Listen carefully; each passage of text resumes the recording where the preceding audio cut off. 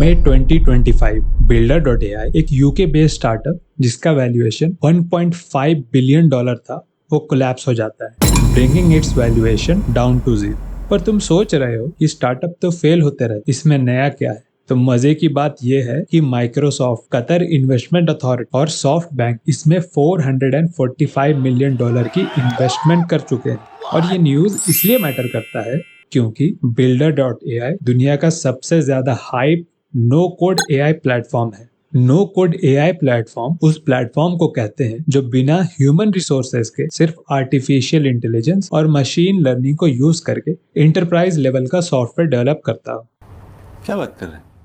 जो इतने advance AI tools और एआई एजेंट्स के रहते हुए भी बहुत ही मुश्किल टास्क है। ये इस टाइम बहुत ही इंपॉर्टेंट मैटर है क्योंकि आजकल ऑलमोस्ट हर नया स्टार्टअप अपने नाम में एआई लगाकर मिलियनेयर्स बनने की सोच रहे हैं। Builder.ai पिछले 8 सालों से अपने आप को एक नो कोड एआई प्लेटफॉर्म बताता था, जिसमें कस्टमाइज सॉफ्टवेयर क्रिएट करने के लिए तुम्हें बस उसके वर्चुअल असिस्टेंट, जिसे वो नताशा कहते हैं, उसमें अपना रिक्वायरमेंट्स देना होता था।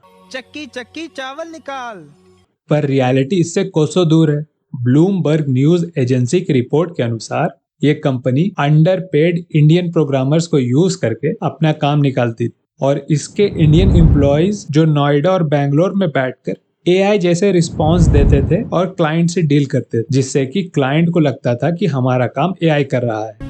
Shit! पर उन्हें कहाँ पता था कि ये कंपनी एआई का मतलब आर्टिफिशियल इंटेलिजेंस नहीं, एआई का मतलब एनोनिमस इंडियंस को यूज कर रहे थे।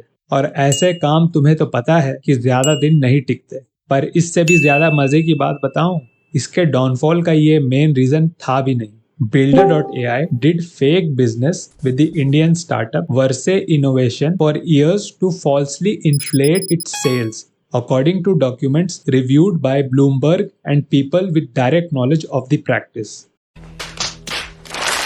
यानी कि ये कंपनी अपने 2024 सेल्स को 300% बढ़ा चढ़ाकर अपने इन्वेस्टर्स को प्रेजेंट कर रही थी। एक ऑडिट से पता चला है कि इस कंपनी के फाउंडर सचिन देव दुगल साहब ने अपने इन्वेस्टर्स को $220 मिलियन की सेल्स प्रॉमिस किया था, पर रियलिटी में वो बस $50 मिलियन तक ही सीमित रहा।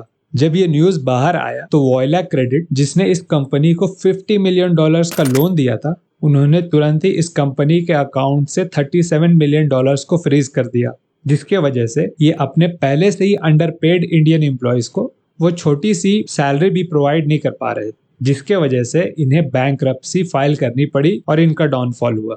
और तुम्हें ये जानकर हैरानी होगी कि इस कंपनी का डाउनफॉल 2019 में वॉल स्ट्रीट के एक जर्नल ने पहले ही प्रिडिक्ट कर दिया था। उस आर्टिकल में उन्होंने Builder.ai, जो उस वक्त Engineer.ai के नाम से जाना जाता था, इसके क्लेम को डिबंक करते हुए बताया था कि कैसे ये कंपनी सिर्फ एआई के नाम पर इंडियन डेवलपर्स को यूज कर रही है। और साथ ही इसके एक्स एम्प्लॉइज ने भी दुनिया को ये बताने की कोशिश की, पर इनकी आवाज किसी इन्वेस्टर ने नहीं सुनी, क्योंकि पूरी दुनिया एआई के पीछे भाग रही थी और अभी भी यही हाल है, जिसका फायदा इसके फाउंडर सचिन देव दुग्गल ने बहुत खूब उठाया। पर जब दुग्गल साहब से ये झूठ और रेवेन्यू का इन्फ्लेशन अपने इन्वेस्टर्स पर फीका पड़ने लगा तो उन्हें फरवरी 2025 को स्टेप डाउन करना पड़ा। इन्हें मनप्रीत राटिया ने रिप्लेस किया, जो इसी कंपनी के एक इन्वेस्टर हैं। पर 3 महीने के अंदर ही उन्हें पता चल गया कि ये कंपनी इस मॉडल पर आगे नहीं चल सकती। Builder.ai का कोलैप्स इस डेकेड का सबसे बड़ा एआई स्टार्टअप फेलियर को रिप्रेजेंट करता है। इस इंसिडेंट से हमें यह सीख मिलता है कि all that glitter is not gold, यानी कि इस एआई हाइप में बहने से और एआई टैग लगाने से सक्सेस नहीं मिलता।